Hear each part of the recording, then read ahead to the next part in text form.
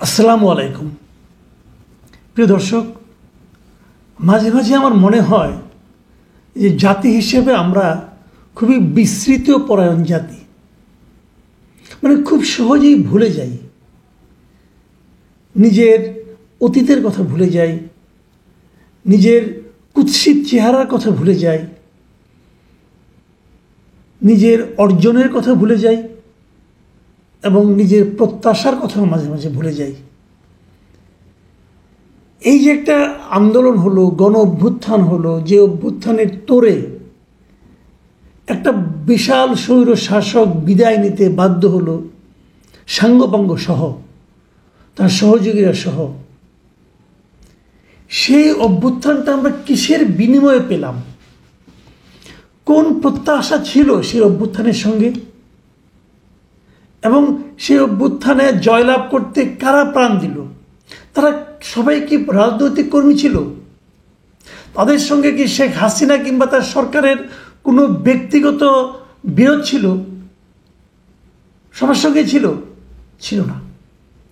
একটা সংঘবদ্ধ শক্তি, একটা দুঃশাসনের কারণে দেশের সাধারণ মানুষ যখন ক্ষতিগ্রস্ত হয়েছে, সাধারণ মানুষ যখন তার অধিকার থেকে বঞ্চিত হয়েছে, সেই বঞ্চিত, সেই ক্ষতিগ্রস্ত, সেই ক্ষুব্ধ মানুষেরা ঐক্যবদ্ধ হয়েছিল সেই স্বৈর শাসকের বিরুদ্ধে। এখানে কিন্তু কোনো কেবল ওই যে কয়েকজন ছাত্রকে আপনারা সামনে দেখেন যারা নাকি নিজেদেরকে সিপাহসালার বলে দাবি করে, তারা কিন্তু মূল শক্তি নয়। মূল শক্তি আরো অনেক বড় শক্তি, যে শক্তিকে আপনি একটা দুইটা চেহারা দিয়ে ধারণ করতে পারবেন না, একটা দুইটা লোকের চরিত্র দিয়েও বুঝতে পারবেন না। এখন অনেককে আমরা দেখি যারা নাকি সেই সিপাহসালার বলে দাবিদার, তাদের বিভিন্ন চারিত্রিক বিভিন্ন কর্মকাণ্ড আমরা দেখি এবং হতাশ হই যে এরাই দেশকে এই পর্যায়ে নিয়ে এসেছে, অথবা এদের কারণে কি স্বৈরাচারের পতন ঘটেছে? না, তাদের কারণে ঘটেনি, তারা বাই চান্স সামনে তখন ছিল। অথবা যারা মূল কারিগর তারা এই দাবিটা করেনি এবং তাদেরকে আমরা ভুলে গেছি। যারা জীবন দিয়েছে তার চেয়ে বড় ত্যাগ তার হয় না, তাদেরকেও আমরা ভুলে গিয়েছি। এখনো মাঝে মাঝে দেখি তারা পুনর্বাসন হওয়ার যে সরকার যে সিদ্ধান্ত নিয়েছে, সেই সিদ্ধান্ত বাস্তবায়নের ক্ষেত্রে গড়িমসি এখনো দেখি। সর্বশেষ যে উদাহরণটা দেখলাম, এটা নিয়ে আমি আলোচনা করতে চাইনি গত 2 দিন, আমার কাছে খারাপ লেগেছিল। আমি ভেবেছিলাম এত বড় একটা ঘটনা সবাই তো বলবেন, ঠিক আছে, সবাই বললে আর আমি আর কেন বলি। কিন্তু আমি বিস্ময়ের সঙ্গে লক্ষ্য করলাম এটা নিয়ে তেমন কোনো আলোচনাই হলো না। সেটা কি? সেটা হলো জুলাইয়ের অভ্যুত্থানে, জুলাই আগস্টের যে অভ্যুত্থান, গণ অভ্যুত্থান, সেখানে যারা আহত হয়েছিলেন, সেই আহতদের মধ্যে 4 জন একসঙ্গে প্রতিবাদ করতে যেয়ে একসঙ্গে বিষ পান করেছিলেন। তারা এই জীবন আর রাখতে চাননি। এত বড় একটা ঘটনা, কারো কোনো হেলদোল নেই, সবাই ব্যস্ত ওই সচিবালয়ের কর্মকর্তাদের কি স্ট্রাইক, ওইটা নিয়ে ব্যস্ত। তারা এর দাবি, তার দাবি, কার ছুটির দাবি, কার ঘুষ খাওয়ার দাবি, এগুলি নিয়ে তারা ব্যস্ত। কে মান অভিমান করতেছেন, কে বলতেছেন না এটা বললে কিন্তু আমি আর থাকবো না, ওইটা নিয়ে ব্যস্ত। ইলেকশন কবে হবে, এক কথা বলেছি ডিসেম্বর থেকে জুন, এ নড়চড় আমরা করব না, কেন নড়চড় করবো না তাও বলে না, কিন্তু এর নড়চড় আমি করবো না, তারা ওইটা নিয়ে ব্যস্ত। কে কিংস পার্টিকে আরও কত সুযোগ সুবিধা দেওয়া যায়, তাদেরকে কিভাবে মানুষের মধ্যে পুনর্বাসিত করার ব্যর্থ চেষ্টার মধ্যে সময় বিনিয়োগ করা যায়, তারা ওইগুলি নিয়ে ব্যস্ত। এই যে ছেলেগুলো, 4 জন ছেলে, এর ঘটনা ঘটেছে রবিবার, আজকে আমি অনুষ্ঠান করছি মঙ্গলবার দিন, একদিন আগের ঘটনা বলছি আমি। রবিবার দিন দুপুরে এই চক্ষু হাসপাতাল যেটা আছে আগারগাঁয়ে, সেখানে হাসপাতালের পরিচালকের রুমে এই জুলাই ফাউন্ডেশনের প্রধান নির্বাহী সিইও এই ভদ্রলোক বৈঠক করছিলেন। এই সিইও একজন আবার আর্মি পার্সন, পুরাপুরি জুলাই ফাউন্ডেশনটাকে একটা আমলাতান্ত্রিক জটিলতার মধ্যে ঢুকাই দেওয়া হয়েছে আর কি। আর যাই হোক, তারা যারা করছে সেখানে 4 জন স্টুডেন্ট, 4 জন এরকম আহত, জুলাই অভ্যুত্থান আন্দোলনে আহত, তাদের চোখ ক্ষতিগ্রস্ত হয়েছে, কারণ নষ্ট হয়ে গিয়েছে, তারা সেখানে গিয়েছিল তাদের দাবির জন্য। দাবিটা তো একটাই, তারা কি বলেছিল যে কালকে থেকে আমাদের সবাইকে পোলাও দিতে হবে, আমাদেরকে মুরগির রান দিতে হবে, এটা বলেছিল? এটা বলেনি। তারা তাদের সুচিকিৎসার দাবি নিয়ে গিয়েছিল। তারা যে অঙ্গটা এই আন্দোলনের কারণে ক্ষতিগ্রস্ত করেছে অথবা নষ্ট হয়ে গেছে অথবা তারা দান করেছে আন্দোলনের জন্য, সেই জিনিসটার একটা চিকিৎসা চেয়েছিল, যে আমার চোখটা একটা চিকিৎসা করেন যাতে আমি চলে ফিরে খেতে পারি। এই দাবিটা করেছিল। এই দাবিটা কি অন্যায় কোনো দাবি? তাকে সিইও সাহেব বলতেছেন উনি ব্যস্ত আছেন, উনি এখন মিটিং করতেছেন, আপনারা পরে আসেন, অপেক্ষা করেন। কেন উনি অপেক্ষা করবে কেন? ওদের কারণে ভাই তুমি সিইও হইছো, কি এক লেফটেন্যান্ট কর্নেল, উনি সিইও। এটার ওদের কারণে আপনি সিইও হয়েছেন, আপনি ওদেরকে অপেক্ষা করেন কিভাবে? ওরা এই শরীরের অঙ্গ দিয়েছিল বলে আজকে আপনি এই দেশে আছেন, আপনি ওদের অপেক্ষা করতে বলেন? কত বড় দুঃসাহস, কত বড় ধৃষ্টতা আমি মনে করি। এই আহত ছেলে মেয়েগুলো, এরা হলো আমাদের দেশের জাতীয় বীর, এদেরকে সবচেয়ে সম্মান দেখানো উচিত। আর সেখানে উনি বলছেন আপনারা অপেক্ষা করেন, এটা আলোচনা শেষ করে নেই। এমন আলোচনা করতেছে, এই আলোচনা এখন না করলে এই দেশ ধ্বংস হয়ে যাবে। তারা চারজন যখন নিজেদের বেড ছেড়ে এই পর্যন্ত আসেন, পরিচালকের কক্ষ পর্যন্ত আসেন, তখন বুঝতে হবে যে তারা তাদের যন্ত্রণার কথা জানাতে এসেছেন। আপনি সে শুনবেন না? তারা চারজন ওখানে দাঁড়িয়ে তারা বিষ খেয়েছেন। এখন ওই হাসপাতালে যিনি ডিরেক্টর, কি নাম তার, ভদ্রলোকের নাম হলো অধ্যাপক ডাক্তার খায়ের আহমেদ চৌধুরী, তিনি আবার বলতেছেন যে এরা আগেই পকেটে করে বিষ নিয়ে এসেছিল। আমার রুমে এসে মিটিং চলাকালীন তাদের এই কর্মকাণ্ডে খুবই অবাক হয়েছি। ঠিক কী কারণে তারা এমন করেছে আমরা কিছুই জানি না।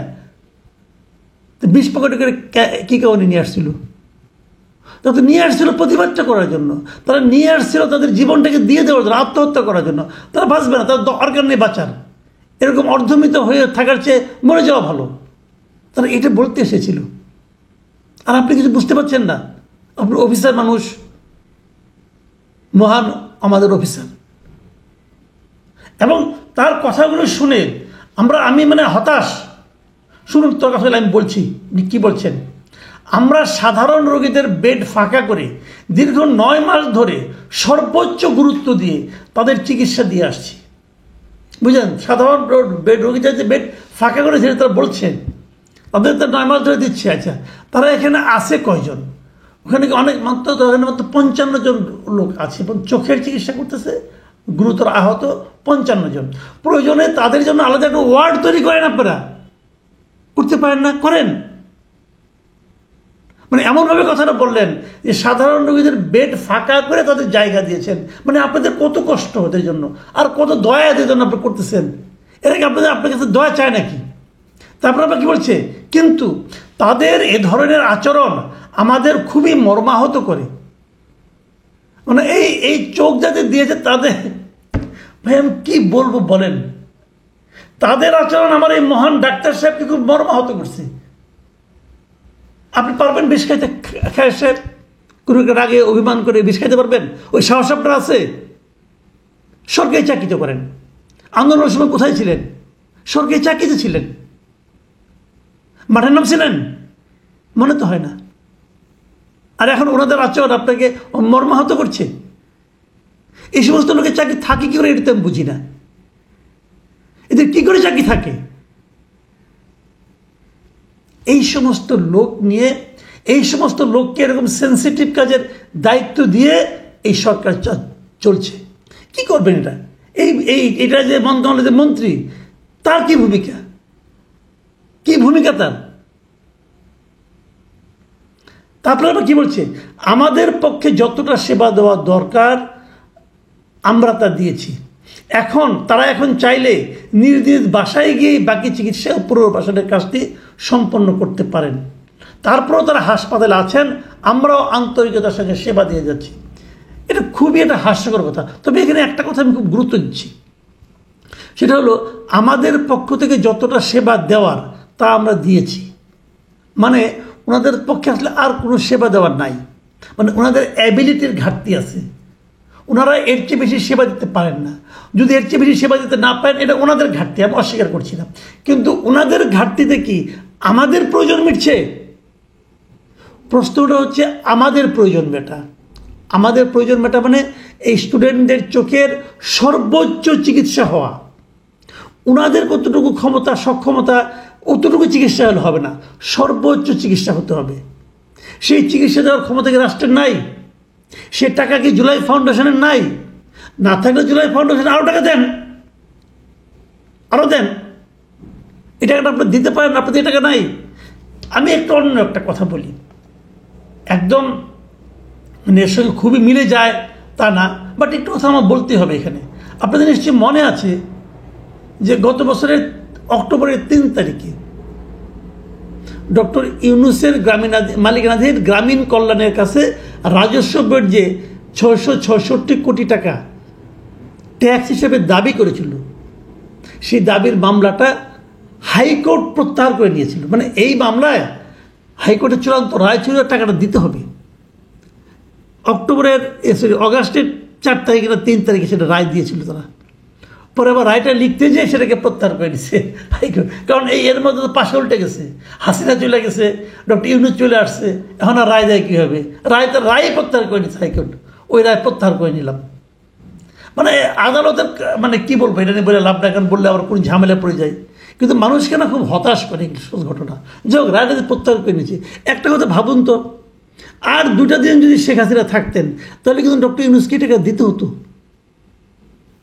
তো ডক্টর ইউনূস যে টাকাটা দিতেন সেটা তো আর দিতে হলো না, ডক্টর ইউনূসকে পারতেন না গ্রামীণ কল্যাণ থেকে এই টাকাটা এই আহতদের চিকিৎসার জন্য দেওয়ার জন্য। এটা দিলে তো সবার সুচিকিৎসা হয়ে যায়। ডক্টর ইউনূসকে লোকে মাথায় গিয়ে রাখতো যে এই লোকটা কত মহান। এই টাকাটা আপনি কী করবেন? আরেকটা ব্যাড প্রজেক্টে লাগাবেন। আপনি তো প্রজেক্টের শেষ নাই, আপনার অনেক প্রজেক্ট আছে, কোন প্রজেক্ট কতটুকু লাভ করে এটা তো আমরা জানি, এটা নিয়ে আমরা আরেকদিন আলোচনা করবো। ওনার একটা বিখ্যাত একটা থিওরি আছে সামাজিক ব্যবসা, ওই সামাজিক ব্যবসায় কয়টা প্রজেক্টের মতো লাভবান হয়েছে এটা শুনলে আপনার মাথায় ভিবড়ে খেয়ে পড়বেন। তো ওগুলো যে আপনি দেবেন, এখানে আপনি বিনিয়োগ করতে পারতেন, আপনার দেশের সর্বোচ্চ পর্যায়ে আছেন, এই টাকাটা আপনি দিতে পারতেন না, অথবা দরকার নেই আপনি দিবেন না, কৃপণ মানুষ থাকেন আপনার টাকা নিয়ে।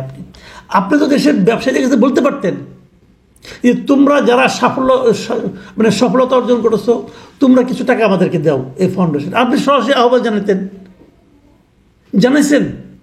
যতবার আপনি ইলেকশন নিয়ে গড়িমসি করছেন অতটুকুর চেয়ে অর্ধেক সময় আপনি একটু জন্য ব্যয় করতেন। তাও বাদ দিলাম, অনেকে ব্যবসায়ী পালাই গেছে, তাদের অনেক কিছু আপনারা ক্রোক করেছেন, সেগুলো ক্রোক করে ওগুলো বিক্রি করে টাকা থেকে দিতে পারতেন। এই সবচেয়ে বড় কথা হলো সুচিকিৎসা হবে না।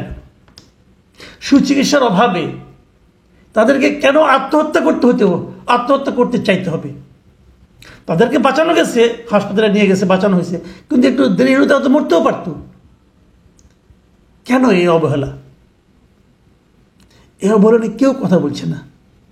ওরা না এখন অবহেলিত হয়ে গেছে, ওদের এই ত্যাগ মূল্যহীন হয়ে গেছে, ওদের নিয়ে হাসি তামসা করা হয়। এর চেয়ে লজ্জার কি হতে পারে? একটা আহত ছাত্র বলেছে আমরা আন্দোলন না করলে কোনো কিছু পাই না। মানে তার কি চায়? সিম্পল চিকিৎসাটা চায়, সিম্পল বেস্ট ট্রিটমেন্টটা চায়।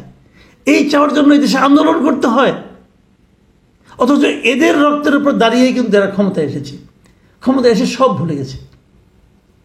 প্রিয় দর্শক, এর চেয়ে পেইনফুল কথাবার্তা, আমি হয়তো একটু উত্তেজিত হয়েছি, কিন্তু আমি আসলে না হয়ে পারলাম না।